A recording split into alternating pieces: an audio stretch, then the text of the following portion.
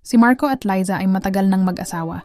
10 taon na silang kasal at sa lahat ng iyon ay walang araw na hindi pinaparamdam ni Marco ang pagmamahal sa kanyang pamilya. May anak silang babae, si Mika, na 8 taong gulang, masayahin at laging nakadikit sa kanyang mga magulang. Ang kanilang bahay sa probinsya ay puno ng alaala, mga larawan sa dingding, mga halakhak tuwing hapunan at mga gabing magkakatabing natutulog sa iisang kwarto. Para kay Liza, wala nang mas hihigit pang kaligayahan kaysa sa pagkakaroon ng kumpletong pamilya. Pero ang lahat ng masaya, may dumarating na bagyo. Isang araw napansin ni Liza na biglang nag-iba si Marco. Umuwi ng gabi laseng. Lagi siyang nakadikit sa cellphone at laging nakangiti kapag may ka-text. Ang halik niya kay Liza, naging mabilis at malamig. "Marco, may problema ba?" Tanong ni Liza minsan habang naghahanda ng hapunan. Umiling lang si Marco. Pagod lang sa trabaho. Pero dama ni Liza na hindi lang trabaho ang dahilan. Dumating ang araw na nalaman ni Liza ang totoo. Nakita niya ang asawa sa plaza, may kasamang babae. Maganda ito, maputi, mahaba ang buhok, at may mga matang nakakapangakit. Elena, bulong ng isang kaibigan niya, bago lang dito, wala raw kamag-anak. Nakikitira lang sa lumang bahay sa dulo ng baryo. Maraming lalaki na nahuhumaling sa kanya. Mula noon, lalong nagbago si Marco, halos hindi na umuuwi. At kapag umuwi, may dala siyang amoy na hindi kanya, isang matapang na, pabango na hindi ginagamit ni Liza. Isang gabi, habang natutulog si Liza, nagising siya sa tunog ng hagigikan mula sa sala.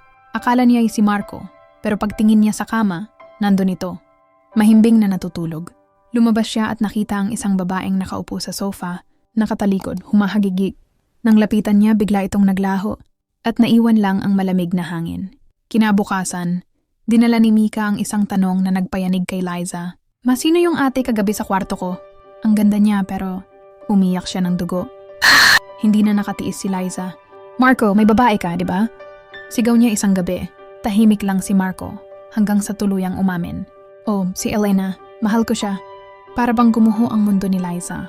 "Pamilya tayo, Marco. Paano mo nagawa sa amin ni Mika?" Ngunit malamig ang mga mata ng kanyang asawa. "Hindi mo maiintindihan. May hatak siya. Hindi ko siya kayang iwan." Nag-imbestiga si Liza tungkol kay Elena. Nalaman niya mula sa matatanda sa baryo na may isang babaeng nagngangalang Elena na namatay 50 taon na ang nakararaan. Iniwan ng kasintahan at natagpo ang patay sa harap ng salamin, puno ng galit at kirot. Simula noon, bulong ng isang matanda, may sumpa sa sinumang lalaki na mai-inlove sa kanya. Siya ang babaeng hindi matahimik at ang gusto niya, wasakin ang bawat pamilyang masaya. Dumalas ang kababalaghan. Nakikita ni Liza ang sarili sa salamin, pero ibang muka, durog, duguan.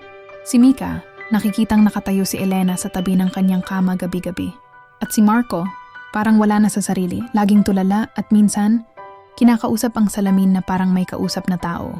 Isang gabi nakita mismo ni Liza si Marco, nakikipaghalikan sa refleksyon sa salamin, ngunit ang halik na iyon, walang babae sa harap niya. Sa salamin lamang naroon si Elena, nakangiti. Dinala ni Liza ang krus ng kanyang lola at hinarap ang salamin. "Elena, tigilan mo na kami!" Sigaw niya. Mula sa salamin unti-unting lumabas ang babae. Hindi na siya maganda, ang kanyang mata ay lumuluwa, ang balat ay nabubulok at ang kanyang ngiti ipuno ng poot. "Hindi mo siya maagaw." "Akin si Marco." Hinila ni Elena si Marco papasok sa salamin. Sigaw ng sigaw si Marco habang unti-unting nawawala ang kanyang katawan. Naiwan si Liza at Mika, umiiyak at walang magawa. Pagmulat ni Liza, wasak na ang salamin. Pira-piraso itong nakakalat sa sahig. Ngunit sa bawat piraso, nakikita niya ang mukha ni Marco, nakakulong, humihingi ng tulong. Mula noon, nanatiling mag-isa si Liza at Mika. Ngunit gabi-gabi, tuwing dadaan sila sa salamin, nakikita nila ang mga anino. Si Marco humahawak, umiiyak, at si Elena, nakangiti, nakabantay, at handang muli kung may susunod na masayang pamilya na kanyang wawasakin. Lumipas ang ilang linggo matapos makulong si Marco sa salamin. Si Liza ay laging gising sa gabi dahil halos bawat salamin sa bahay nila ay may kakaibang anino, may mga bakas ng kamay na dumudugo. Minsan ay naririnig niya si Marco, tinatawag ang pangalan niya. Ngunit mas madalas naroon si Elena nakangiti parang nangaasar. Naging tahimik at matamlay si Mika. "Ma," bulong niya, "ayoko na sa kwarto ko. Lagi akong ginigising ni Ate Elena." Sabi niya, gusto niya raw maging mama ko. Napahagulhol si Liza. Hindi na lang takot ang nadarama niya, kundi galit at puot. Alam niyang hindi siya pwedeng sumuko. Kailangan niyang iligtas si Marco at ang anak nila. Lumapit si Liza sa isang kilalang albularyo sa baryo, si Mang Ernesto. Matanda na ito, ngunit maraming karanasan sa pakikisalamuha sa mga kaluluwa at masamang espiritu. Alam ko ang sumpa ni Elena. Wika ni Mang Ernesto habang nakapikit, hawak ang rosaryo at palaspas. Isa siyang multo ng pagtataksil. Ang mga taong bumibitaw sa kanya sinusumpa niya, pero mas mabigat ang ginawa ng asawa mo. Siya mismo ang pumili sa anino at hindi basta-basta mawawasak ang ugnayan nila. Napaiyak si Liza. Mang Ernesto, may paraan ba? Ayokong mawala si Marco. Ayokong lumaki si Mika na walang ama. May paraan, sagot ng matanda, ngunit mapanganib. Kailangan mong harapin si Elena sa kanyang mundo. Ang mundo sa loob ng salamin. At tandaan mo, kung matalo ka, hindi ka na makakabalik. Gabi ng kabilugan ng buwan, sinimulan ni Mang Ernesto ang ritual. Inilagay niya ang itim na kandila sa harap ng lumang salamin ni Elena. May mga dahon ng sambong at insenso na naglalabas ng amoy na matapang. Pinaupo niya si Liza sa harap ng salamin at pinahawak ang krus ng kanyang lola. Isipin mo si Marco. Isipin mo ang pagmamahal mo sa kanya. Ito lamang ang magiging sandata mo laban kay Elena. Unti-unting nag-iba ang refleksyon ng salamin. Ang kwarto ay nawala at napalitan ng isang madilim na pasilyo na puno ng mga pintuang yari sa salamin. Doon siya hinila at bago siya tuluyang pumasok, narinig niya ang tinig ni Mang Ernesto. Liza! Tandaan mo, huwag kang titingin sa mata ni Elena o magiging alipin ka rin niya. Pagdilat ni Liza, nasa loob na siya ng isang nakapangingilabot na mundo. Ang sahig ay yari sa basag na salamin at bawat pader ay may refleksyon ng sarili niya. Ngunit baligtad, baliw at duguan. Mula sa malayo narinig niya ang boses ni Marco. Liza, tulungan mo ako. Tumakbo siya, ngunit bawat pintuan na kanyang binubuksan ay may bangungot. Isang bersyon ni Mika na duguan, umiiyak. Isang bersyon ni Marco na sinasakal ng mga kamay na galing sa salamin. At si Elena laging nakangiti, laging sumusunod, laging nagbubulong. Kailan mo tatanggapin na akin siya? Sa pinakadulo ng pasilyo, naroon si Marco, nakagapos sa harap ng higanteng salamin. Nakaluhod siya, umiiyak, habang ang kanyang refleksyon ay nakikipaghalikan kay Elena. Marco! Sigaw ni Liza, tumatakbo palapit. Ngunit humarang si Elena. Hindi na siya babae. Ang kanyang anyo ay halimaw na.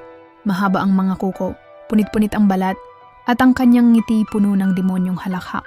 Hindi kanya mahal gaya ng pagmamahal niya sa akin. Kaya niya akong pinili, bulong ni Elena. Hindi totoo. Sagot ni Liza, hawak ang krus at pinapakita ito kay Elena. Mahal ako ni Marco. Mahal niya ang pamilya niya. Sumigaw si Elena at ang buong mundo ng salamin ay nabasag. Nagkaroon ng labanan. Hinahampas ni Elena si Liza gamit ang mahahabang kuko, ngunit napapawi ng krus ang bawat tama sa bawat basag ng salamin. Lumalabas ang mga kaluluwang babaeng iniwan at niloko ng mga lalaki. Sila'y umiiyak, humihiyaw at sinisisi si Elena. Si Marco ay humihingi ng tawad, ngunit ang mga kadena sa katawan niya ay mahigpit. Liza, patawarin mo ako? Mahal kita, mahal ko kayo ni Mika, sigaw ni Marco. Sa huling pagkakataon, niyakap ni Liza si Marco at buong lakas na inihampas ang krus sa salamin. Pumutok ang lahat ng salamin. Nawala ang mga halakhak at si Elena ay nagsisigaw, hinihila pabalik ng mga kaluluwang kanyang ginapos sa sumpa. Ngunit habang nahihila si Elena, sumama rin si Marco. Nakatingin siya kay Liza, luhaan. Hindi ako makakabalik. Pero salamat Liza, salamat sa pagmamahal. At bago tuluyang magsara ang salamin, hinalikan niya si Liza sa noo at naglaho. Nagising si Liza sa sariling bahay. Nakatabi si Mika, mahimbing na natutulog. Nawala ang mga bakas ng sumpa. Walang aninong nakasilip. Walang dugong bakas sa salamin. Ngunit wala na si Marco. Naiwan lamang ang isang piraso ng salamin. At sa tuwing titingnan ni Liza ito, nakikita niya si Marco, nakangiti. Nakamasid at binabantayan silang mag-ina. Lumipas ang mga taon. Lumaki si Mika, naging matatag na babae. Ngunit sa bawat hating gabi, naririnig pa rin ni Liza ang mahinang boses mula sa salamin. Liza, salamat. Mahal na mahal ko kayo. At mula sa pinakailalim, minsan, naririnig niya ang hagigik ni Elena, mahina ngunit malinaw. Hindi pa tapos ang lahat.